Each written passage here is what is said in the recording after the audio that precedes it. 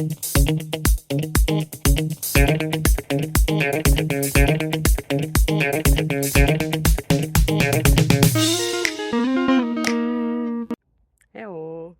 So today is sports day, so it's time to do something for us, for our body, and of course for our mind. So how about this next question?